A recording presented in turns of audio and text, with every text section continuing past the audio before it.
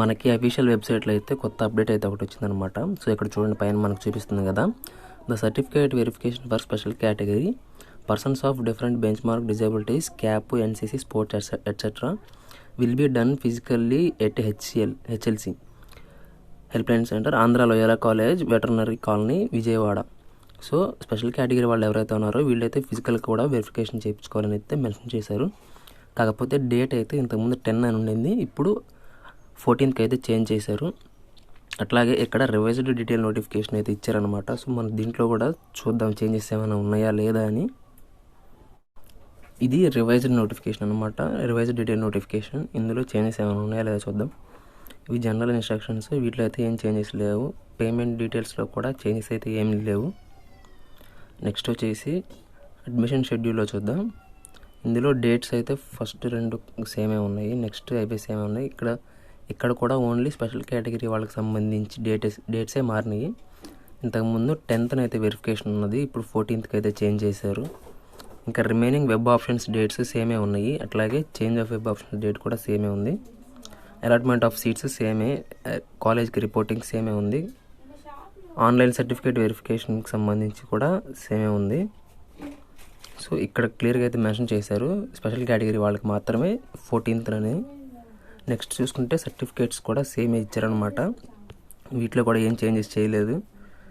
ఇక్కడ fee reimbursement కోసం ఏమైనా చేంజ్ చేశారని చెప్పి చూసుకుంటే ఇక్కడ కూడా అయితే ఏమీ చేంజ్ చేయలేదన్నమాట, సేమ్ డీటెయిల్సే ఉన్నాయి ఇంతకుముందు డీటెయిల్స్లోనే. సో ఇదేనమాట ఇప్పుడు డీటెయిల్ రివైజ్ నోటిఫికేషన్లో ఉన్న చేంజ్ ఏంటంటే, స్పెషల్ కేటగిరీ వాళ్ళకి సంబంధించి ఫిజికల్ వెరిఫికేషన్ డేట్ ఒకటే చేంజ్ అయింది, రిమైనింగ్ అంతా అయితే సేమ్ ఉంది.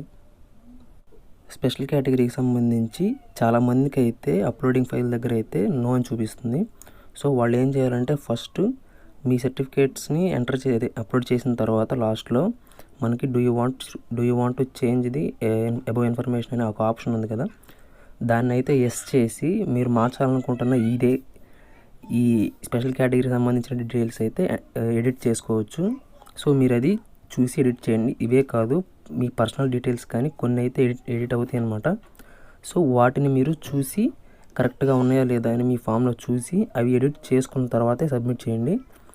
స్పెషల్ కేటగిరీ వాళ్ళే కాకుండా రిమైనింగ్ అందరూ కూడా మీ డీటెయిల్స్ కానీ మీ మెయిల్ కానీ ఇట్లా రిమైనింగ్ ఏమన్నా స్కూల్ డీటెయిల్స్, కాలేజ్ డీటెయిల్స్, వాటి నేమ్స్, అడ్రస్ కానీ ఏమన్నా రాంగ్ పడ్డట్లయితే మీరైతే అవి ఎడిట్ చేసుకోండి. లాస్ట్లో ఉన్న ఆప్షన్ సెలెక్ట్ చేసుకొని ఎడిట్ చేసుకోండి.